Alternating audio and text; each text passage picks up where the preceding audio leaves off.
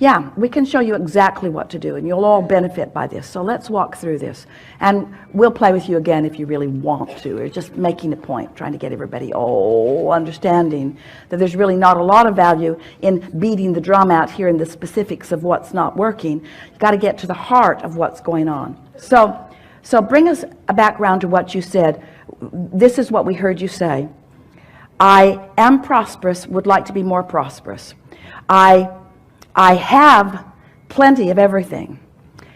But we want to say to you at the beginning of this conversation, you attempted to do something that you can't do. So we're going to help you to work to understand our reasoning about the flaw in what's going on with you. You'll hear this really easily.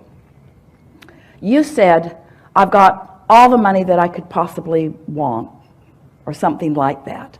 Did you get that impression? That plenty of money. And then you said, but I think my beliefs are holding me back from more. So there's a sort of contradiction there. But this is the flaw that you were attempting. A lot of people do it. It's what we were just teasing about Esther asking us to do. If you've got a desire that you don't believe, so there's discord between the vibrational frequencies, and of course the desire is dominant. Sometimes it feels to you like if you could just pull your desire back, the discord would go away. I felt better before I wanted that. I felt better before I saw that Maserati. I did. And I felt a lot better before I sat in it.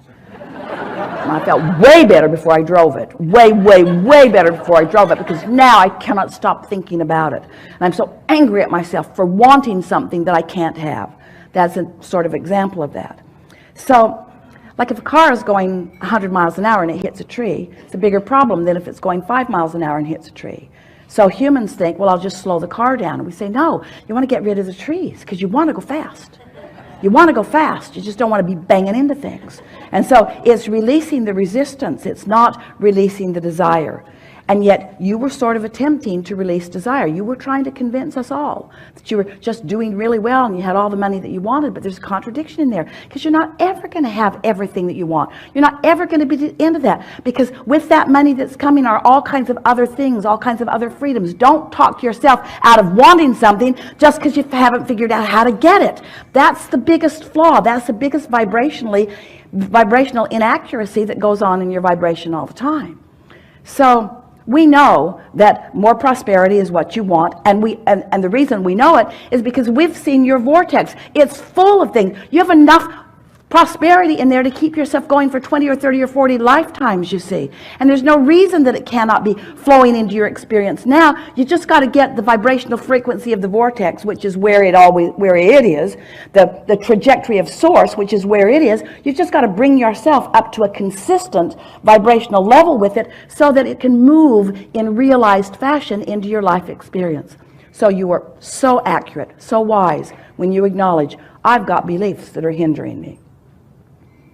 You've assessed that perfectly. I've got beliefs that are not vibrationally up to speed with my desire. And we want to say in simple terms, the only reason that those beliefs hold steady is because you keep practicing them. And the reason that you keep practicing them is because you're out here in the wobble zone considering them where there's so much evidence and proof of them. It's really difficult. In fact, it's impossible. It is not logical on any level to be looking at a reality that has already been manifested and deny it, to say it's not true. That's what, we're really into a new place. Don't ask the impossible of yourself. Don't ask yourself to look at evidence of something unwanted and pretend that it didn't happen. That's why beliefs are so powerful, because you vibrated that way. Law of attraction produced something that matched it. You observed it, and then off you go, off you go, off you go. There's a momentum in that too. So what do? Well, you got to get out of the specifics. If you've been listening to us for a while, you've heard us say that the more you think about something, the more the momentum is about it. So to slow the momentum, you've got to be more general in your thought. More general. The way you are more general, in fact, the most general way that anyone could be, is to focus upon it on an emotional basis rather than on a detailed basis of it. So here's a good, so now we're just going to ask you some questions. Don't worry about this. This is going to unfold within you. You're going to feel it so easily. It's not complicated. You're going to hear this and feel it and know it. So tell us just a little bit, if you want to, about a belief that you have identified that keeps coming up, that you feel is hindering you.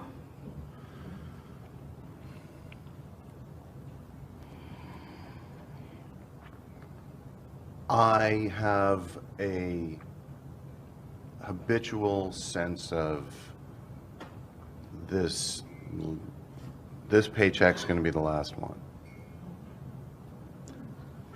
It's all right. I lived, my life is very different now than it had been Right. earlier Yes. in my life. But that earlier life, thoughts that you kept thinking, experiences that you kept having, so it's created a belief system that goes like, This is it, it's done. And I'm going to get, I could get in trouble again. I could get back into that place. I like the way it is, but I'm guarded that it won't stay this way. I'm having a hard time convincing myself that where I'm at now, which is absolutely a result of allowing it into my life, Yeah. and attracting it deliberately. So you've got some beliefs that serve you and some that don't. We want to just talk for a moment about the ones that don't and show Sure. you what to do with them. So just speak a little bit more of that to us. I'm worried that it won't last. I'm worried that this is temporary. I'm Right. worried that I might fall back into some of the same slump. I'm worried that I might lose my momentum. Right. Those kinds of things. All right, so that's logical, isn't it? Now, in the... And I'll say I recognize those Yeah. as impediments, and Yeah, but what to do about What them. to do. So we'll show you. Yeah. So in the thought, this money may not last. This may be the last money that comes. What's the emotion? What's the emotion that best describes how that thought causes you to feel? fear. That's accurate. And it's good to acknowledge that. So now let's never mind the conditions, because the conditions have momentum going. They are the byproduct of a lot of stuff that's going on. You've got this well-being trajectory and you've got this hindering trajectory. So you've got this wobble, and these conditions are there. There's enough momentum going that to talk about them is just going to cause confusion usually, and more often than not going to cause you to practice the vibration of what's causing the fear even more. You're just going to get more detailed about it, because that's what attention to something always does. So, but instead of doing that, let's take the fear, which is at the basis of the very general basis of this discussion, and we just want to ask you some easy to answer questions apart from those conditions. Just leave those aside for a little bit and focus upon the emotion of fear. Do you prefer the feeling of fear to the feeling of ease? I far prefer the feeling of ease. Ease. Do you prefer fear or fun? Fun. Do you prefer fear or interest? I much prefer interest. Do you prefer fear or clarity? Clarity. Do you prefer fear or love? Love. So now that was easy. So love and clarity and ease. Do you prefer frenzy or calm?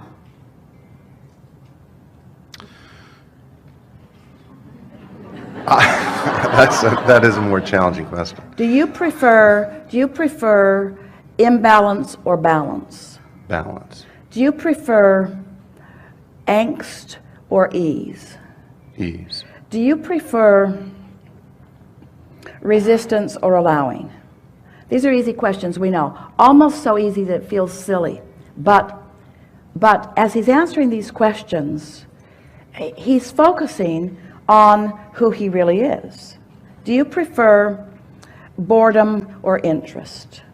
Interest. Do you prefer sluggishness or vitality? Vitality. Do you prefer vitality or lethargy?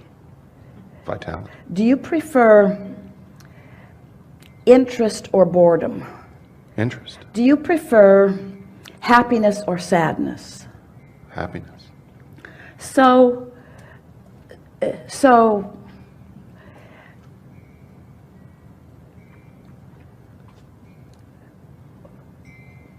when dollars are flowing, do they feel like bondage or freedom? Freedom. They feel like boredom or interest? Interest. Do they feel like lethargy or passion? Passion.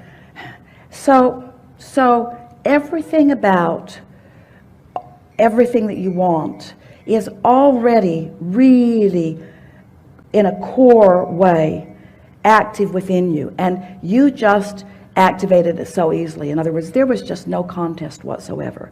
It's so obvious where your natural vibration is. You just aligned with your absolute trajectory of who you are. In other words, just with that little exercise, there's no contradiction in your vibration right now. It was just clarity. You just lined up so easily with all of that. You found unconditional alignment just with a little bit of focus. You just came out of the details that are more challenging into something that is not challenging at all. These were really no-brainers. It was so easy for you to find that. And so now we would like you to tell us again about the prosperity state that you're living in. It's awesome. It It's is. great. It is awesome, isn't It's- it? And it feels strong, it feels sure, it feels valid, it feels intense, it feels natural, it feels ongoing, it feels in the right place. In other words, right now, you just practiced the vibration of alignment. You took a subject that life has caused you to put into a very powerful place, because as we said, and we weren't kidding you at all, there is enough prosperity, financial prosperity in your vortex to keep you busy for 20 or 30 or 40 lifetimes. There's a huge amount of it there, and you just lined right up with it because you for a moment got out of the conditions that were the challenge. You deactivated all of those conditions that have been keeping that belief in an active place. And if you can do that often enough, that belief that has been in an active place for a while will not stay in an active place, because it didn't get big and therefore it's got a lot of momentum going and it's going to stay there. It's only a belief that keeps going because you keep adding attention to it. Did you hear that? Now, hear this. This is the best thing that you're ever going to hear, and you've never heard it before. And you're ready to hear it now. Why do you think this trajectory of well-being never peters out? Because the source within you has undivided attention on that. And when you stop giving your nearly undivided attention on the wobble stuff, it will peter out, and this is who you'll be. All that you were born, did you hear that? Did you hear that? Did you hear that? Did you hear that? All that you were born with, and everything that you've added to it since, you see. Oh, that's a powerful trajectory that someone is tending to. And when you stop tending to the beliefs that don't serve you, they will become inactive in your experience. This is what's active in your experience. So what we just said to you is you added more momentum to these intentions that you've been holding for a long time just by not adding contradictory. Did you hear what we said? In other words, the cork floats. You don't have to hold it up there. What are you doing? I'm holding my vibration. I'm holding my vibration up there. You don't have to hold your vibration up there. Just don't pull it under the water with bogus, flawed premises. Ooh, that was so good. Yeah? Enough? Oh, sure.